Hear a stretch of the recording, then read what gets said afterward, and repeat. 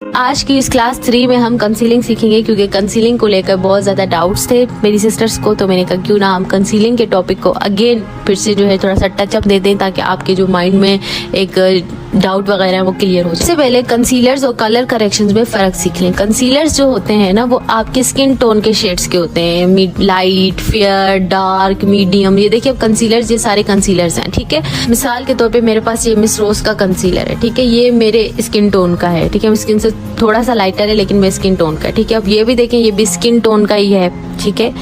इसी तरह से कंसीलर्स स्किन टोन के होते हैं, सही है।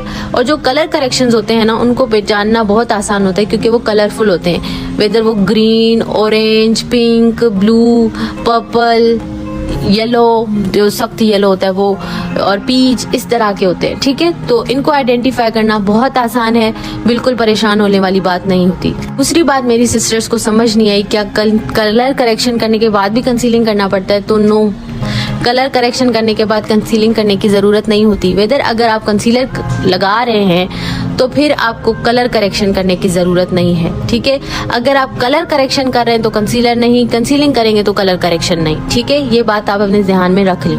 तो अब यहाँ पे मैं आपको फॉर एग्जाम्पल जो है ये कलर शेड्स भी दिखा रही हूँ, ताकि आपको समझ आए कि कंसीलर और कलर करेक्शन में क्या फ़र्क है। को पता होता है कि कलर करेक्शन कंसीलर्स अलग हैं, लेकिन ये पता नहीं क्यों डाउट सबको हुआ कि कंसीलिंग करना है कलर करेक्शन के बाद भी। अच्छा, ये एग्जाम्पल के तौर पे आपके सामने मैं एक वीडियो जो है वो चला रही हूँ। ये देखें, इन्होंने सबसे पहले कंसीलिंग का शेड उठाया, ठीक है। ये डार्क शेड था इनकी स्किन से, उसके बाद इन्होंने डायरेक्ट फाउंडेशन अप्लाई कर लिया, एंड दैट्स इट। कंसीलिंग का शेड किस तरह से अपना बनाएं, आइडेंटिफाई करें कि हमारी स्किन टोन का ये कंसीलिंग होगा। अच्छा, ये देखें, ये एलए गर्ल के अंदर जो है ना इतने शेड्स हैं, ये सारे कंसीलिंग के हैं, ठीक है। और जो कलर करेक्शन वाले होते हैं वो अलग होते हैं, और कंसीलर्स अलग होते हैं, वो स्किन टोन के होते हैं, वेदर वो फेयर हो या फिर वो डार्क टोन में हो। जो कलर करेक्टर्स होते हैं वो इस कलर्स के होते हैं, ठीक है। ये सामने आपके कलर है, तो आप कभी भी मत भूलिएगा, कलर करेक्टर को आइडेंटिफाई करना बहुत आसान है। बाकी कंसीलर्स जो होते हैं वो आपके अपने ही फाउंडेशन जैसे होते हैं। तो मैं अब आपको समझाती हूँ किस तरह से कंसीलिंग करनी है, ठीक है। यहाँ पर मेरे पास फाउंडेशन है। अब बहुत सारे लोग कंसीलिंग के लिए ना फाउंडेशन यूज करते हैं, बेसिस यूज करते हैं, ठीक है। तो वो कंसीलर वगैरह वाला गेम करते ही नहीं है, वो अपने फाउंडेशन को ही एज अ कंसीलर यूज कर लेते हैं। अब मिसाल के तौर पे मेरा जो शेड है वो क्रायोलन टी पेंस्टिक में F1 है, ठीक है। F1 मेरा शेड है। जिसको क्रायोलन की समझ है उसको पता होगा, ठीक है। अब मैं शेड भी आपको दिखा देती हूँ कि ये कैसा शेड है। ये येलोइश टाइप का थोड़ा फेयर शेड आता है, ठीक है। अगर आपको क्रायोलन का पता होगा तो मेरा जो कंसीलिंग शेड होगा ना वो FS45 होगा, ठीक है। FS45 होगा। मिसाल के तौर पर अगर मैं कहूँ मेरा शेड जो है वो 45 है, तो मेरा जो कंसीलिंग शेड होगा वो 38 होगा।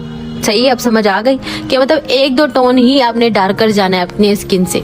अब सपोज करें आपका डार्क सर्कल है वो ब्लैक कलर का, उसके अंदर आप फेयर कलर का कंसीलर लगाओगे तो वो क्या होगा, ग्रे होगा ना। तो जाहिर सी बात है अपने डार्क सर्कल्स के करीब करीब का कलर लगाओगे ना, यानी थोड़ा सा डार्कर कंसीलर लगाओगे ना कि वो छुप जाए। तो मेरा जैसे F1 है, तो मेरा जो कंसीलिंग शेड होगा वो क्या होगा, 45 होगा। अगर मेरा 45 शेड है तो मेरा कंसीलिंग शेड क्या होगा, 38 होगा। यहाँ पे मैं 36 लिख लिया था, सॉरी फॉर दैट। अगर मेरा 38 शेड होगा तो मेरा कंसीलिंग शेड कौन सा होगा, 36 होगा, ठीक है। तो इस बात को आपने ध्यान में रखना है कि 1-2 टोन आपने डार्कर जाना है कंसीलिंग के लिए, ठीक है। सपोज करें किसी का FS36 शेड है, तो उसका कंसीलिंग शेड क्या होगा, उसका होगा जी चाइनीज ओरिएंटल, ठीक है। इस तरह से होता है। तो इस बात का आप ध्यान रखें कि कंसीलिंग करेंगे तो कलर करेक्शन करने की जरूरत नहीं है। बहुत सारे लोग करते हैं, वो उनका अपना स्टाइल है, मेरा अपना स्टाइल है। ऐसी बात है, आप मेरा सीख रहे हैं तो मैं अपना नॉलेज दूंगी ना, जिसे मैंने किया है। तो ये आप नोट कर लीजिएगा, ये इस तरह से होगा, सही है। की बात ये कि बहुत सारे लोग क्या करते हैं, पहले मेकअप करते हैं, ठीक है, प्राइमर वगैरह लगाते हैं, फिर कंसीलर लगाते हैं, ठीक, फिर फाउंडेशन लगा लेते हैं। कुछ लोग ऐसा करते हैं, पहले प्राइमर फाउंडेशन लगा के फिर एक डार्क कंसीलर लगाते हैं, फिर एक लाइट कंसीलर लगा के पाउडर लगाते हैं। तो हर किसी का स्टाइल होता है, ठीक है, मेकअप करने का। जो सेफेस्ट गेम है ना वो यही है कि कलर करेक्टर का एक शेड बाय कर लो। क्यों? क्योंकि क्या कंसीलर आप हर क्लाइंट के लिए अलग अलग, हर किसी के लिए तो वो शेड सूट नहीं करेगा ना। तो एक कलर करेक्टर सब पे सूट कर जाता है, ज्यादा से ज्यादा 2-3 इस तरह से ना।